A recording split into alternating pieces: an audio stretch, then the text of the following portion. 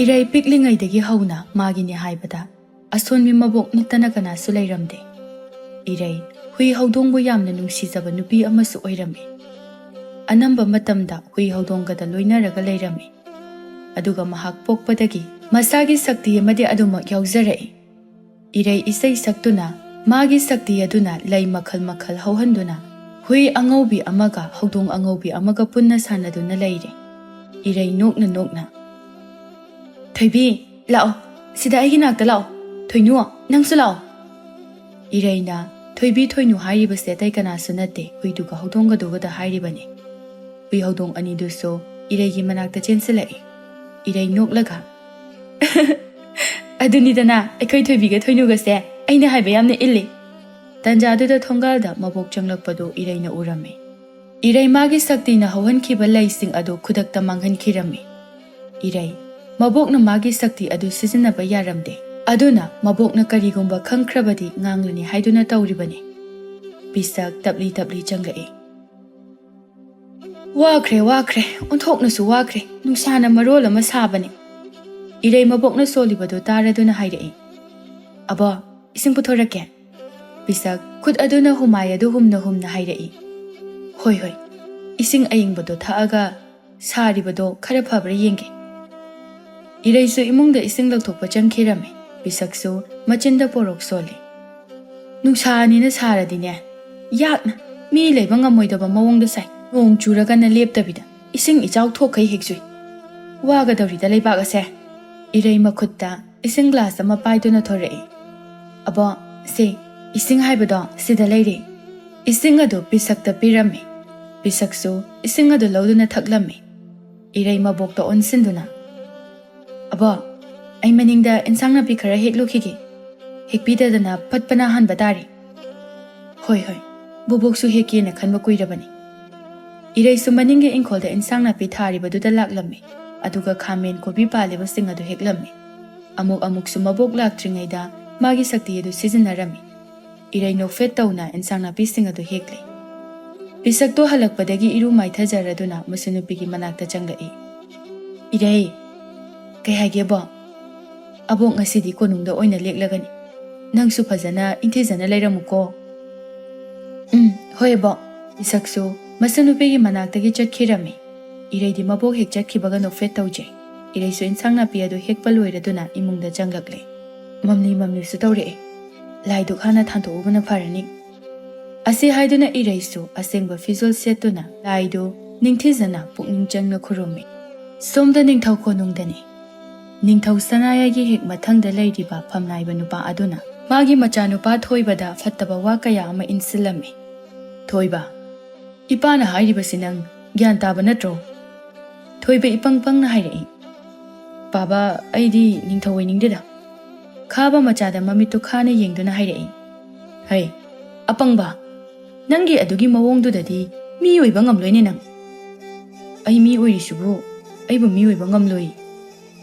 Machana khumlakliba pakhum khuding khabagi thamoidadi maidagi haibagum thokre.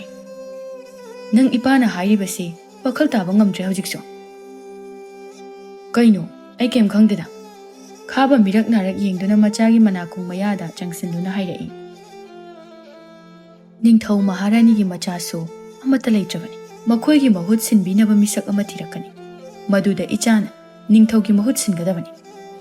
Thoiba mamit ka dolaw thoklaga. Ha, aidi ngamoi. Khaba machada mamito paina yengladuna sauna thokhirame. Thoibasu makok adu hotlaga leihawi. Mina ningthau pamde haraga aikhoi babasina oyu da hai. Khaba sauna thoklaktuna ningthau sanayagi nakta laklame. Ningthau sanayai khaba changlakpa ubada hairei. Iningthau karigumba amata hangkachage. Kariwano hai. Iningthau handak tha sida natabra. Leibak asida chahi khudingi pangthokpa isai nongmai gi thauramado. Mani kaidawrage. Ado handakti pangtho oroidra. Pangthokani soidana handaksu pangthokani. Asi haiduna mapi irasu chelai. Khabasu khanglibani ningthau sanayagi nungaitaba saktamado. Adudi iningthau aisu thoke. Sanayai so khaba bu tho haiduna ingit pirai. Khabana hek thokhibaga Ngasayꯗꯒꯤ ꯃꯈꯣꯏꯅ ꯁꯥꯟꯅꯔꯤꯕ ꯋꯥꯔꯤꯗꯨ ꯇꯥꯔꯤꯕ ꯃꯍꯥꯔꯥꯅꯤ ꯅꯤꯡꯊꯤ ꯅꯨꯡꯉꯥꯏꯇꯅ ꯁꯅꯥꯌꯥꯏꯗ ꯑꯣꯟꯁꯤꯟꯗꯨꯅ ꯍꯥꯏꯔꯛꯏ꯫ ꯅꯨꯄꯥ, ꯑꯩꯈꯣꯏꯒꯤ ꯏꯆꯥꯅꯨꯄꯤꯗꯨ ꯂꯩꯖꯔꯝꯂꯕꯗꯤ ꯑꯁꯨꯝꯅ ꯋꯥꯔꯝꯂꯣꯏꯀꯣ? ꯅꯨꯄꯤ: ꯇꯣꯛꯑꯣ ꯌꯥꯔꯦ, ꯑꯩ ꯃꯈꯥ ꯇꯥꯕ ꯄꯥꯝꯗ꯭ꯔꯦ꯫ ꯃꯍꯥꯔꯥꯅꯤ ꯅꯤꯡꯊꯤꯅ ꯃꯈꯥ ꯇꯥꯔꯛꯏ꯫ ꯑꯩꯈꯣꯏꯅ ꯆꯍꯤ ꯈꯨꯗꯤꯡꯒꯤ ꯀꯨꯝꯍꯩ ꯍꯔꯥꯎ ꯑꯗꯨꯃꯛ ꯄꯥꯡꯊꯣꯛꯂꯤ꯫ ꯀꯔꯤꯒꯨꯝꯕ ꯏꯆꯥ ꯑꯗꯨ ꯂꯩꯖꯔꯝꯂꯕꯗꯤ ꯀꯌꯥꯗ ꯅꯨꯡꯉꯥꯏꯒꯅꯤ꯫ ꯅꯨꯄꯤ: ꯇꯣꯛꯑꯣ ꯀꯩꯗꯧꯕꯒꯤ ꯅꯪꯕꯣ? ꯑꯗꯨꯒꯅꯤ ꯅꯨꯄꯥ, ꯑꯩꯒꯤ ꯃꯪꯗ ꯏꯆꯥꯗꯨꯅ ꯑꯉꯥꯡ ꯑꯣꯏꯔꯤꯉꯩꯒꯤ ꯃꯁꯛꯇꯣ ꯍꯟꯗꯛꯇꯤ ꯌꯥꯝ ꯇꯣꯏꯅ ꯎꯏ꯫ ꯑꯁꯤ ꯍꯥꯏꯗꯨꯅ ꯃꯍꯥꯔꯥꯅꯤ ꯅꯤꯡꯊꯤꯗꯨ ꯇꯥꯔꯛꯂꯤꯕ ꯃꯄꯤꯗꯨ ꯇꯩꯊꯣꯛꯆꯩ꯫ ꯉꯁꯥꯏꯗꯒꯤ ꯅꯤꯡꯊꯧ ꯃꯍꯥꯔꯥꯅꯤ ꯑꯅꯤꯅ ꯁꯥꯟꯅꯔꯤꯕ ꯋꯥꯔꯤꯗꯨ ꯊꯣꯡꯖꯤꯜꯂꯒꯤ ꯇꯥꯔꯤꯕ ꯄꯤꯁꯛꯁꯨ ꯃꯄꯤ ꯁꯤꯟꯊꯔꯛꯂꯤ꯫ ꯑꯗꯨꯒ ꯑꯃꯨꯛꯇꯪ ꯊꯣꯡꯖꯤꯜ ꯃꯔꯨꯝꯗꯒꯤ ꯅꯤꯡꯊꯧ ꯃꯍꯥꯔꯥꯅꯤ ꯑꯗꯨꯕꯨ ꯅꯨꯡꯉꯥꯏꯇꯅ ꯌꯦꯡꯂꯝꯂꯒ ꯆꯠꯈꯤꯔꯝꯃꯤ꯫ ꯅꯨꯃꯤꯠꯇꯨꯁꯨ ꯍꯧꯈꯤꯕ ꯈꯪꯍꯧꯗꯦ꯫ ꯃꯊꯪꯒꯤ ꯅꯨꯃꯤꯠꯅꯤ꯫ ꯄꯤꯁꯛ ꯑꯌꯨꯛ ꯉꯟꯇꯥ ꯀꯣꯅꯨꯡꯗꯒꯤ ꯍꯜꯂꯛꯂꯝꯃꯤ꯫ ꯏꯔꯩ ꯃꯥꯁꯨ ꯍꯥꯟꯅꯒꯤ ꯃꯇꯧꯒꯨꯝꯅ ꯏꯃꯨꯡꯒꯤ ꯊꯕꯛ ꯏꯪꯈꯥꯡ ꯇꯧꯗꯨꯅ ꯂꯩꯔꯝꯃꯤ꯫ ꯄꯤꯁꯛ ꯃꯁꯨꯕꯨ ꯎꯕꯗ ꯍꯥꯏꯔꯛꯏ꯫ ꯏꯔꯩ, ꯅꯪꯕꯨ ꯊꯕꯛ ꯏꯪꯈꯥꯡꯒ ꯂꯣꯏꯔꯕ ꯅꯠꯇ꯭ꯔꯣ? ꯂꯣꯏꯔꯦ ꯑꯕꯣꯛ꯫ ꯑꯕꯣꯛꯁꯨ ꯉꯁꯤꯗꯤꯅꯦ ꯑꯌꯨꯛꯀꯤ ꯆꯥꯛ ꯆꯥꯔꯒ ꯑꯣꯏꯅ ꯀꯣꯅꯨꯡꯗ ꯆꯠꯂꯒꯦ꯫ ꯄꯤꯁꯛ ꯑꯌꯥꯝꯕ ꯃꯇꯝꯗ ꯀꯣꯅꯨꯡꯗ ꯑꯗꯨꯃꯛ ꯂꯩꯔꯝꯃꯤ꯫ ꯍꯣꯏ ꯑꯕꯣꯛ, ꯑꯗꯨꯗꯤ ꯑꯕꯣꯛ ꯑꯩꯁꯨ ꯆꯥꯛ ꯃꯩ ꯊꯥꯒꯠꯂꯨꯈꯤꯒꯦ꯫ ꯍꯣꯏ꯫ ꯏꯔꯩꯁꯨ ꯆꯥꯛꯈꯨꯝꯗ ꯆꯪꯂꯛꯇꯨꯅ ꯆꯥꯛ ꯃꯩ ꯊꯥꯒꯠꯂꯝꯃꯤ꯫ ꯊꯣꯡꯅꯅꯕ ꯑꯦꯟꯁꯥꯡ ꯑꯗꯨꯁꯨ ꯃꯍꯥꯛꯅ ꯃꯜꯂꯤ꯫ ꯉꯥꯏꯍꯥꯛ ꯂꯩꯔꯕ ꯃꯇꯨꯡꯗ ꯄꯤꯁꯛꯁꯨ ꯆꯪꯂꯛꯏ꯫ ꯏꯔꯩ, ꯆꯥꯛꯄꯨ ꯂꯣꯏꯔꯕ꯭ꯔꯣ? ꯂꯣꯏꯔꯦ ꯑꯕꯣꯛ, ꯊꯤꯔꯛꯅꯕ ꯇꯧꯔꯒꯦ꯫ ꯏꯔꯩ ꯃꯕꯣꯛꯀꯤ ꯆꯥꯛ ꯁꯔꯨꯛ ꯑꯗꯨ ꯊꯤꯗꯣꯛꯇꯨꯅ ꯊꯅꯝꯃꯤ꯫ ꯅꯪꯁꯨ ꯆꯥꯔꯁꯤꯗꯅ ꯆꯥꯔꯤꯉꯩꯁꯤꯗ꯫ ꯑꯕꯣꯛ ꯍꯥꯟꯅ ꯆꯥꯔꯣ, ꯑꯩꯗꯤ ꯀꯣꯟꯅ ꯇꯞꯅ ꯆꯥꯔꯒꯦ꯫ ꯄꯤꯁꯛꯁꯨ ꯃꯊꯟꯇ ꯆꯥꯛꯇꯨ ꯆꯥꯔꯝꯃꯤ꯫ ꯆꯥꯛ ꯆꯥꯕ ꯂꯣꯏꯔꯗꯨꯅ ꯉꯥꯏꯍꯥꯛ ꯄꯣꯊꯥꯔꯝꯂꯒ ꯑꯗꯨꯃꯛ ꯀꯣꯅꯨꯡꯗ ꯆꯠꯈꯤꯔꯝꯃꯤ꯫ ꯏꯔꯩꯁꯨ ꯃꯕꯣꯛꯅ ꯆꯥꯏꯔꯝꯕꯁꯤꯡ ꯑꯗꯨ ꯂꯣꯏꯁꯤꯟꯗꯨꯅ ꯃꯍꯥꯛꯁꯨ ꯆꯥꯛ ꯆꯥꯊꯣꯛꯂꯝꯃꯤ꯫ ꯏꯔꯩ ꯆꯥꯛ ꯇꯣꯛꯂꯕ ꯃꯇꯨꯡꯗ ꯃꯊꯟꯇ ꯇꯧꯐꯝ ꯈꯪꯗ ꯃꯥꯡꯒꯣꯜ ꯗꯥꯔꯤ ꯑꯗꯨꯗ ꯐꯝꯗꯨꯅ ꯂꯩꯔꯦ꯫ ꯋꯥꯈꯜꯗꯁꯨ ꯑꯁꯨꯝꯅ ꯈꯜꯂꯤ꯫ ꯍꯟꯗꯛ ꯅꯠꯇ꯭ꯔꯅꯦ ꯀꯣꯅꯨꯡꯗ ꯆꯍꯤ ꯈꯨꯗꯤꯡꯒꯤ ꯄꯥꯡꯊꯣꯛ ꯀꯨꯝꯍꯩ ꯑꯗꯣ?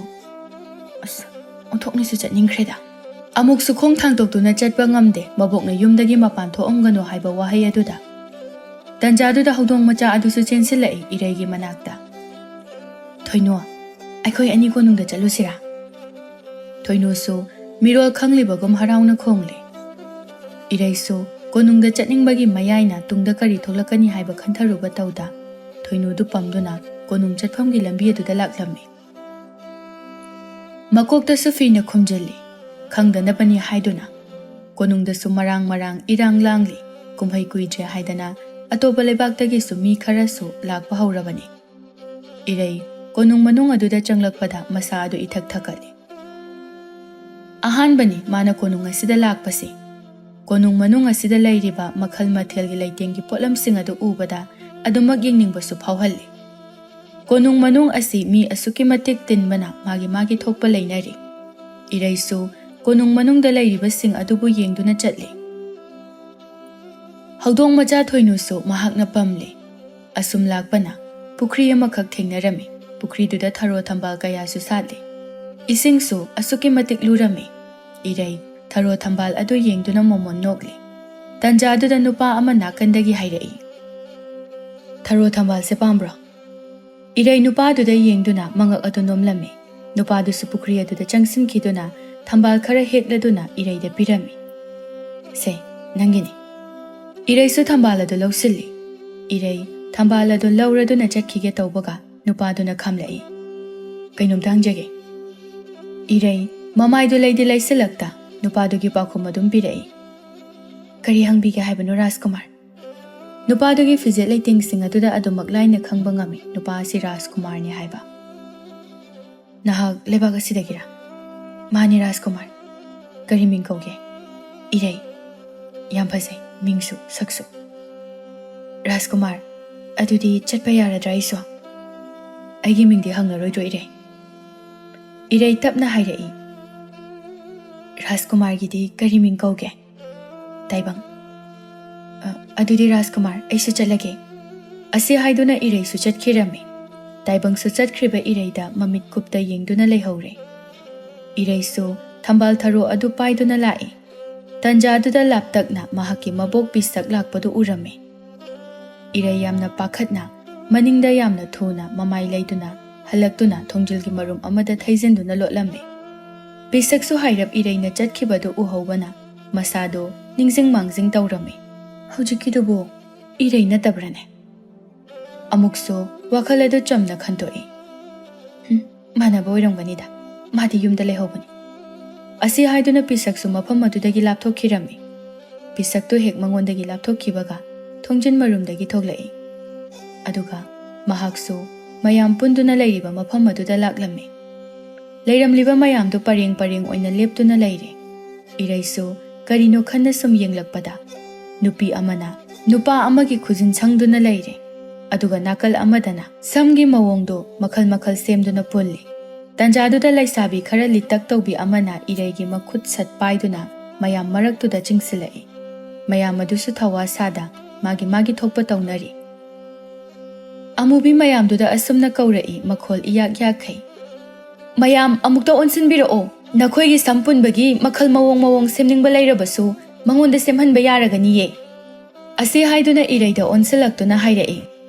ꯁꯤꯗ ꯐꯝꯃꯨ꯫ ꯋꯥꯍꯩꯁꯤꯈꯛ ꯍꯥꯏꯔꯝꯗꯨꯅ ꯑꯃꯨꯛ ꯍꯥꯊꯨ ꯍꯥꯊꯨ ꯆꯠꯈꯤꯔꯝꯃꯤ꯫ ꯏꯔꯩ ꯏꯉꯛ ꯉꯛꯏ ꯇꯧꯅꯔꯤꯕ ꯃꯑꯣꯡꯁꯤꯡ ꯑꯗꯨꯗ꯫ ꯅꯨꯄꯤ ꯑꯃ ꯑꯅꯤ ꯏꯔꯩꯒꯤ ꯃꯅꯥꯛꯇ ꯆꯪꯁꯤꯜꯂꯛꯇꯨꯅ ꯐꯝꯂꯛꯏ꯫ ꯏꯔꯩꯁꯨ ꯚꯥꯞ ꯇꯥꯔꯦ ꯁꯝ ꯁꯦꯝꯍꯟꯕꯒꯤ ꯆꯪꯂꯛꯂꯤꯕꯅꯤ ꯍꯥꯏꯕ꯫ ꯏꯔꯩ ꯁꯣꯔ ꯁꯥꯡꯅ ꯍꯣꯟꯇꯣꯛꯏ ꯑꯗꯨꯒ ꯄꯗꯥꯗꯨ ꯁꯠ ꯆꯤꯡꯁꯤꯜꯂꯦ꯫ ꯅꯨꯄꯤꯗꯨ ꯏꯔꯩꯗ ꯑꯣꯟꯁꯤꯟꯗꯨꯅ ꯃꯥꯅ ꯄꯥꯏꯔꯤꯕ ꯂꯥꯏꯔꯤꯛ ꯑꯗꯨ ꯏꯔꯩꯗ ꯑꯣꯟꯁꯤꯟꯗꯨꯅ ꯍꯥꯏꯔꯛꯏ꯫ ꯁꯤꯒꯤ ꯃꯑꯣꯡꯁꯦ ꯁꯤꯗ ꯑꯣꯏꯅ ꯁꯦꯝꯃꯛꯑꯣ꯫ ꯏꯔꯩꯁꯨ ꯅꯨꯄꯤꯗꯨꯅ ꯍꯥꯏꯕꯒꯤ ꯃꯇꯨꯡ ꯏꯟꯅ ꯅꯨꯄꯤꯒꯤ ꯃꯃꯤꯠꯇꯨ ꯃꯈꯨꯠ ꯅꯥꯝꯃꯅ ꯈꯨꯝꯖꯤꯜꯂꯒ ꯃꯥꯒꯤ ꯁꯛꯇꯤ ꯑꯗꯨ ꯁꯤꯖꯤꯟꯅꯗꯨꯅ ꯁꯦꯝꯂꯝꯃꯤ꯫ ꯂꯣꯏꯔꯦ, ꯃꯤꯠ ꯄꯥꯡꯊꯣꯛꯑꯣ, ꯐꯖꯕ꯭ꯔꯥ ꯌꯦꯡꯉꯣ꯫ ꯅꯨꯄꯤꯗꯨ ꯃꯃꯤꯠ ꯁꯠ ꯄꯥꯡꯊꯣꯛꯏ꯫ ꯑꯗꯨꯒ ꯃꯃꯥꯡꯗ ꯈꯤꯟꯗꯨꯅ ꯂꯩꯔꯤꯕ ꯃꯤꯡꯁꯦꯜ ꯑꯗꯨꯗ ꯌꯦꯡꯕ ꯃꯇꯝꯗꯗꯤ ꯃꯥꯅ ꯁꯦꯝꯍꯟꯅꯤꯡꯂꯤꯕ ꯃꯑꯣꯡꯗꯨꯃꯛ ꯇꯥꯗꯨꯅ ꯂꯩꯔꯝꯕꯗꯨꯗ ꯍꯔꯥꯎꯅ ꯏꯔꯩꯗ ꯀꯣꯟꯁꯤꯜꯂꯤ꯫ ꯊꯥꯒꯠꯆꯔꯤ, ꯅꯪꯅ ꯁꯦꯝꯕꯤꯕ ꯃꯑꯣꯡꯁꯦ ꯑꯩꯅ ꯌꯥꯝꯅ ꯄꯥꯝꯖꯕ ꯍꯥꯏꯕꯗꯨ ꯊꯣꯛꯏ꯫ ꯑꯁꯤ ꯍꯥꯏꯗꯨꯅ ꯄꯔꯗꯥ ꯑꯗꯨ ꯑꯃꯨꯛ ꯁꯠ ꯍꯥꯡꯇꯣꯛꯏ꯫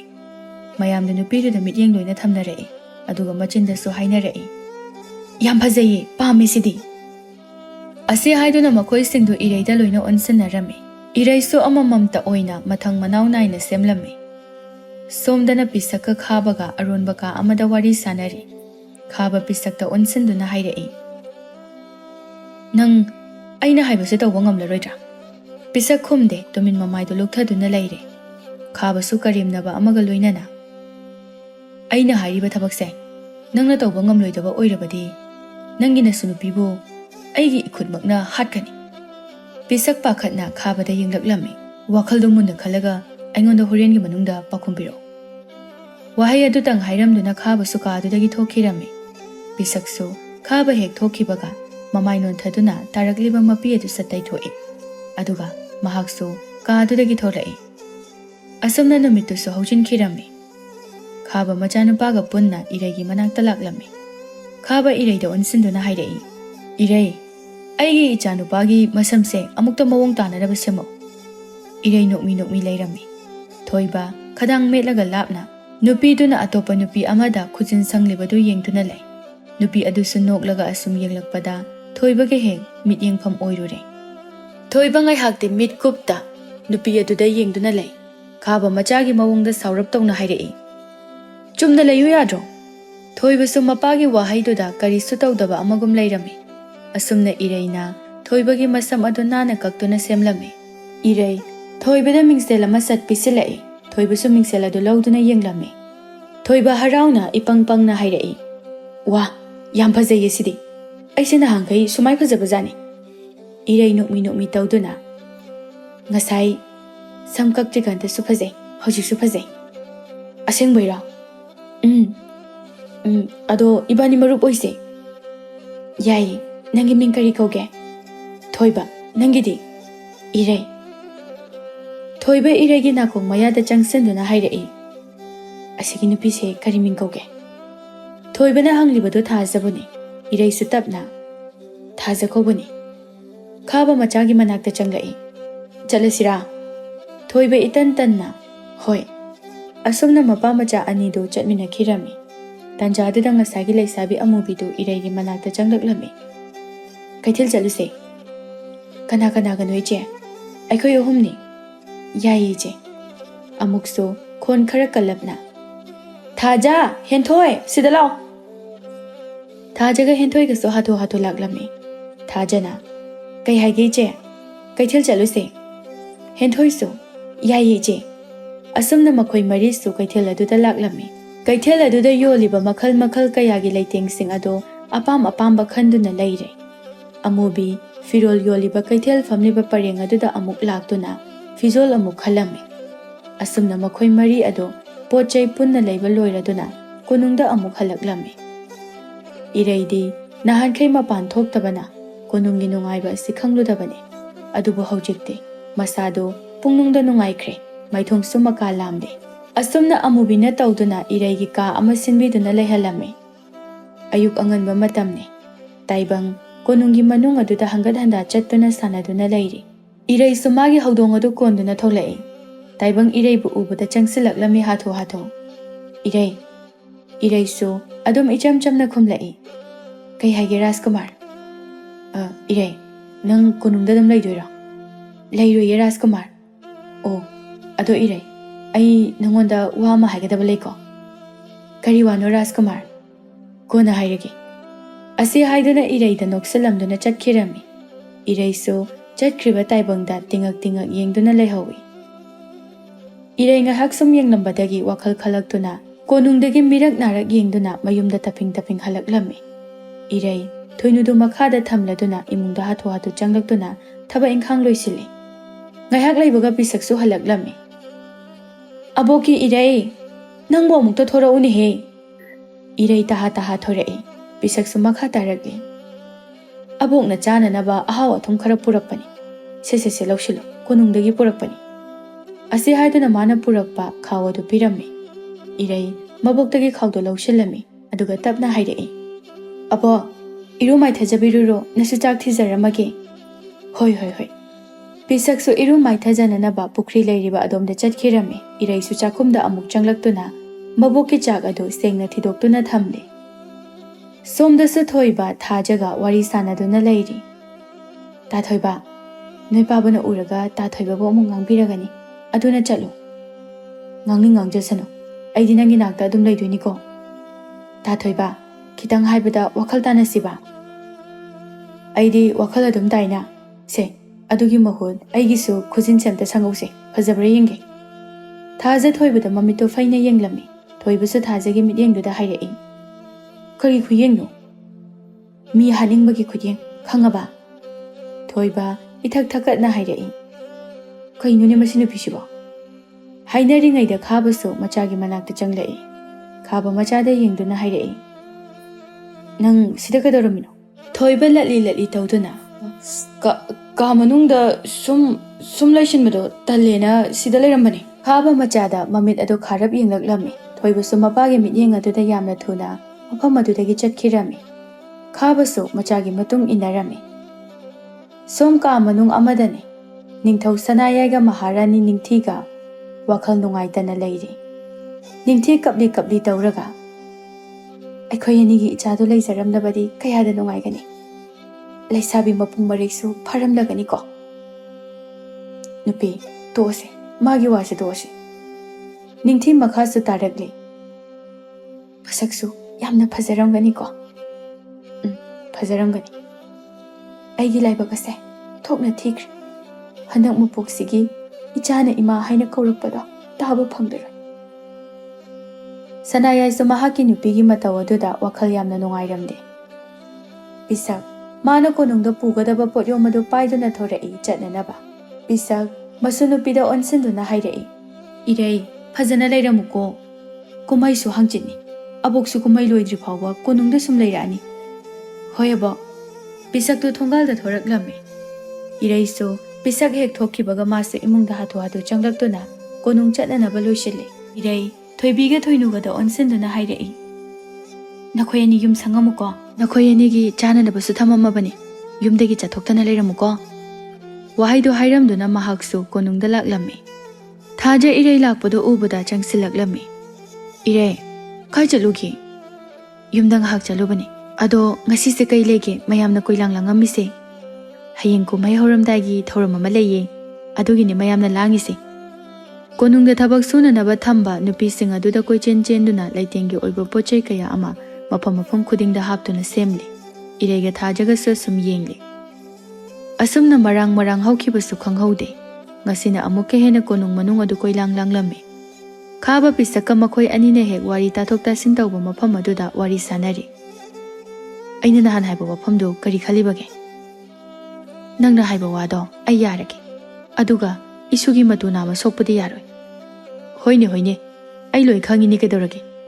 Asumna khaba na haiba pumna mapisakna masugida makhalaga yarame.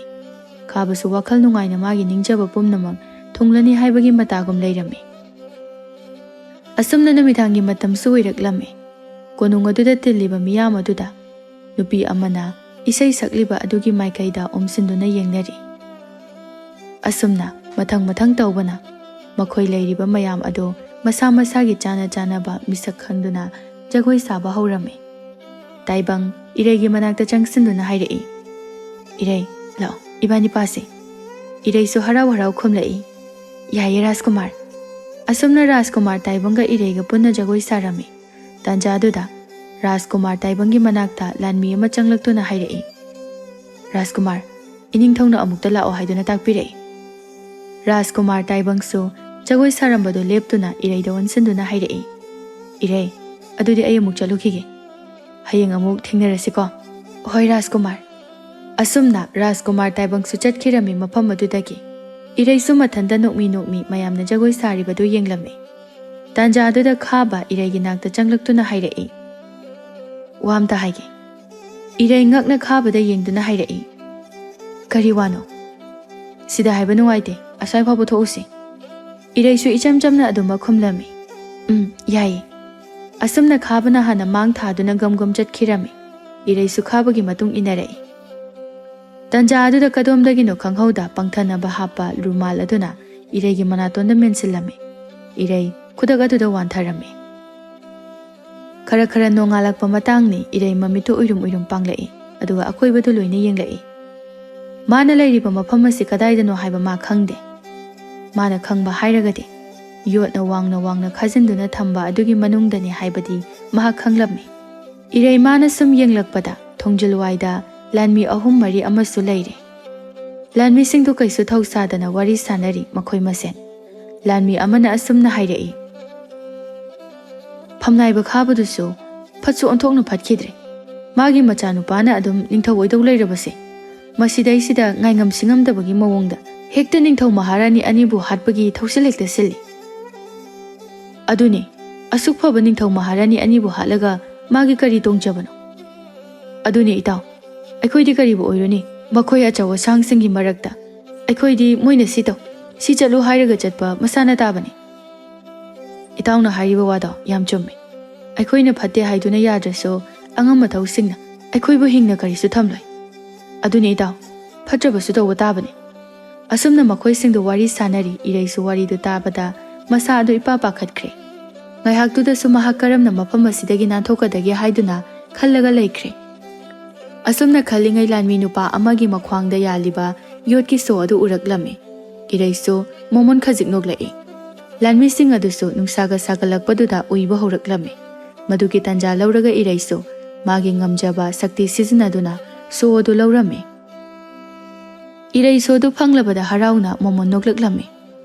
Somdasu pisak khabaga watanari. Khaba pisakta chena yomduna karinoma piraklame. Se ningthau maharani anigi thakadaba hai mahi aduda masi ansilo. Pisak khabana pirakliba posak aduda munna yengduna leire. Khabasu amuk hanna hanjina hairei. Se lausaluni se. Thabak ase sohenba yade. Pisak launingda khabana piraklibadu lausille. Khabasu pisakta karimna nanoksilladuna thokirame. Pisak su thokriba khabada amuk yeng. Piramliba posaktuda amuk yeng tawduna leire. Makut adusu thak nikle. Pisak sor amuktang sangna hontoktuna hairei. Tawba tabani. Masinatana aigi upai leite. Asumna pisak su kadagi thoklaktuna mayam chananaba mathel langliba adugi manakta changsinduna hairei. Loinadriba noibo amana khumlai. Anambana loina loire. Pisak makha tarakte. Hei mahi semduna lairiba nupidugi manakta changsinduna hairei. Yare yare. Aina simade semlage. Nathau tawjaruro. Nupidusu thokirami. Pisak sumirak narak yenglaga ngasai khabana pirakkiba posak ado Ningthau Maharani ni haiduna tongana thamliba likli aduda hapchilami. Masaduso aranba thabak ama tawrubagi ipapa khade. Somdasu thauramado pangthokpagi mi susuna tillare. Numit asidani khabana khaurang nangai jarakpa. Asumna mayam adu phaminaduna wari sanaduna leire. Tanja adudani chananabani haiduna manai singna makhal mathel sing thangtorakle. Pisakso maraksida yaure. Khaba pisakta munna yenglai. Pisaksu khabagi midyeng adu khangbana makhukta muknomlame. Khaba sumana ningjaba pumba thunga daure matagum maithong makalam laklame. Ningthau sanayaina thamliba hei mahi adu lokhatuna mayam aduda yengduna hairei. Mayam ngasigi nungairaba mikup asida amso thawai yauna saruk yabibagi damakta thagatba phongdokjari. Asi haiduna hei mahi thake tawbaga thonglomdagi nupi amagi ahoba khonjalna laurei. Iningthau hei mahi adu thakpigano. Mayam adu laurakliba nupi adugi maikaida yenglaklame. Erei hatho Ningthau Maharani anigi manakta changsinduna taha hairei. Iningthau Maharani hei mahi asi thakpigano. Ningthau sanayaido ireida yengduna hairei. Kari maram leibagino nangna wafam asi hairibadi. Erei mapi ira chenna ngasai lanmisingna sanakiba warising adu lirame khaba sauna. Angang adu oiraga karigi oidaba wangangi. Erei khabana nganglakliba wa aduda thawa kari susada Ningthau sanayaida onsinduna haire amukso. Iningthau aina hairiba pumnamak asengba chungba ngaktani. Ningthau sanayaido wakhal muna khaladuna hairei.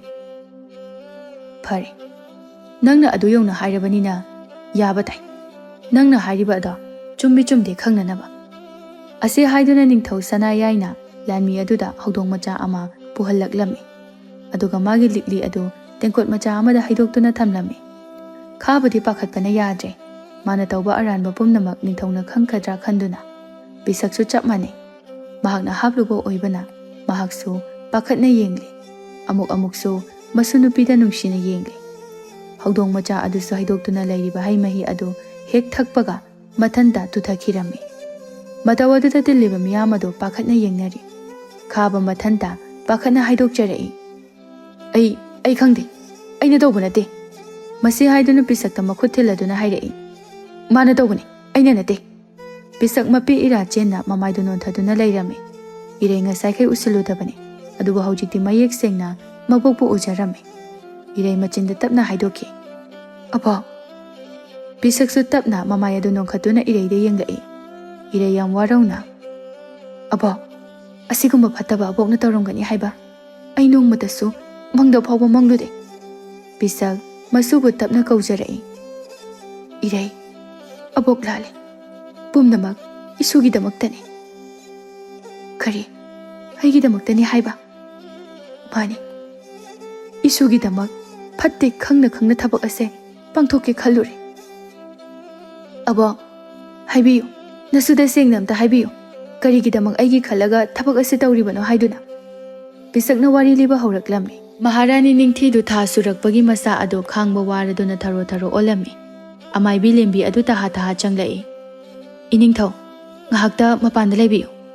Ningthau sanayaiso mapan thoraktuna leirame. Ngahak leibaga angang kapagi makhol taraklame. Lembi thoraktuna Ningthau sanayaida onsinduna hairei. Iningthaugi ichanupi masak nungsibi ama phangjare. Ningthau sanayai harauna. Aha asengbara. Asengbani. Mamadi kaisu tawdre. Asumna Ningthau sanayaina amaibi lembi da taretki senja mayam ama pirame. Lembi su sil mayam ama phanglabada harau chatkirame. Asumna hapta ani ahum hauzinkraba matungni. Nongma ningthidu machanupidu laknaduna sanari. Se imada yenga use. Angang adusu laknaribadu khangba khangdaba nokli. Tanjaduda sanayaiso magi nupi ningthibu kauraklame. Nupi mapandam da yamna thuna thoro. Hoi. Asi haiduna machadu thamlamduna mapanda thokhirame. Tanja aduda ngaiduna leiramba khabadu angang adugi machinbana du menduna angang adubu tumina laurame. aduga mana purakpa khaw achaubaduda angang ado hapchiladuna pisakna lairiba yum aduda laklame. Ine tabro ine pisak su thorai kari leirage khabadu pisakki imungda yamna thuna kari so hairamdana grong grong changkhirame. Pisak su ingak-ngakna khabagi matung inarai. Khaba khaw achauba adudagi angang macha ama lauthoraktuna yamna pakhatna hairai. Khaba kadaidagi angang nu nangna purai sibo? Angang aduda munna yenglaga haima sidi Maharani ningthina handak pokhiba angang adu natro? Mani ni angang ase ine na hatokira ine gi apamba ma tawru senpham mayam ma pigani thabak ase pangthokpada. Khaba ine tawba ngamloi phattaba thabak ine tawba ngamloi angang ase yamna thuna konungda thamlucho. Khaba su phinkalaklame. Adudi ine phari ine aina haiba wafam ase yadrabanina ine su angang su aina mafam ase loina hatkani duga angang hatpagi badanam su ine da phangangani. Pisak kirap tawi khabagi wahai aduda aduga amuksu angang aduda yenglaklame. Angang adu mamit tarau tarau pisakta munna yengduna lairame. Pisak su angang adu ubada angang adu nungsiba phaurame. Khaba karemnana ine gi apamba mahairo.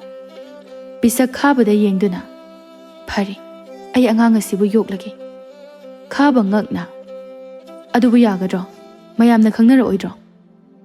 Khangdanaba aina pumna maksillagi. Asumna numitudagi Rajkumari Erei pisakna yoklame. Wari liba loirakpada ningthau Maharani anida makhulona duna haijarai. Iningthau ai yamna soikre aibo amukta ngakpiyo. Maduda tilamliba miyam adu ngakpana khamthenglame.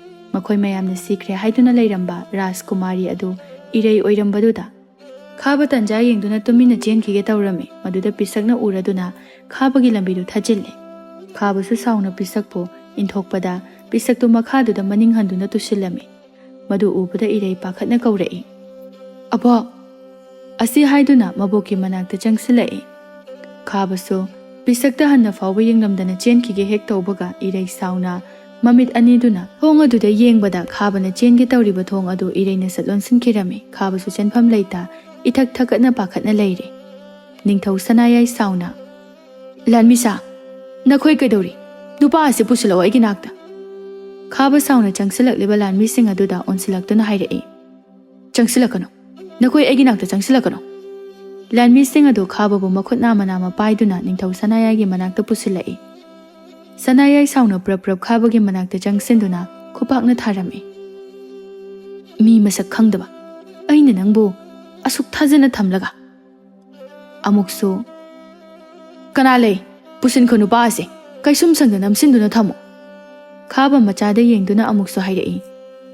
Ipagi thoiba ipaba mukta kallo. Thoiba mapada warauna yengduna baba nangna tawriba pumnamak ase karino haiba ai khangde. Nachana pabungbusu kanba ngamlaroi.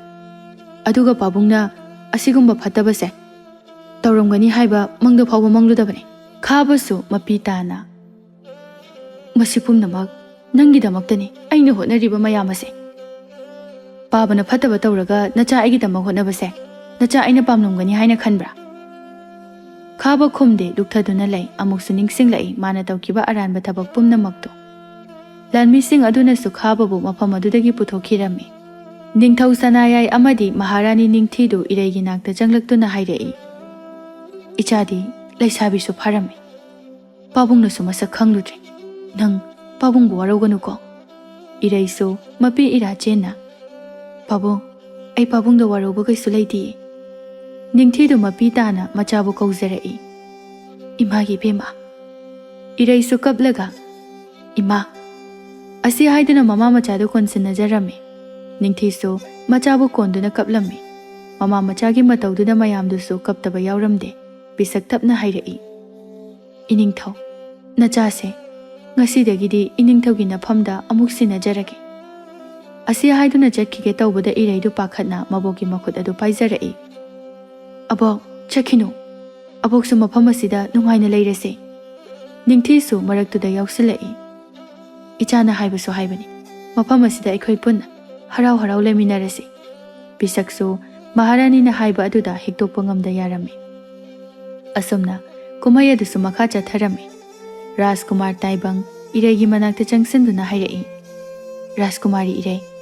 Ereisu taibangda yengduna momon noklaklami. Taibangsu Ereida yenglaktuna momon nokna hairei. Rajkumari Erei. Ereisu momon adumak noktuna taibangda thawai tana yengduna leire. Taibangsu amuksu hanjina kaurei. Rajkumari Erei, ibani luhongase. Nungsu nungsinadana kamai luhongdoino. Luhongaba matungda oina nungsinarase. Yaraba natro Rajkumari Erei. Erei noklaga. Hoya zare. Asumna anido punna nokminarame. Matam khara haukraba matungda taibang hoigi mama mapa laktuna Ereibu mama oijarage hairame. Asumna ahal masel yanaduna chauna luhonglame. Thoibasu wakhal phana nungaitrabasu thajana themjinbirame.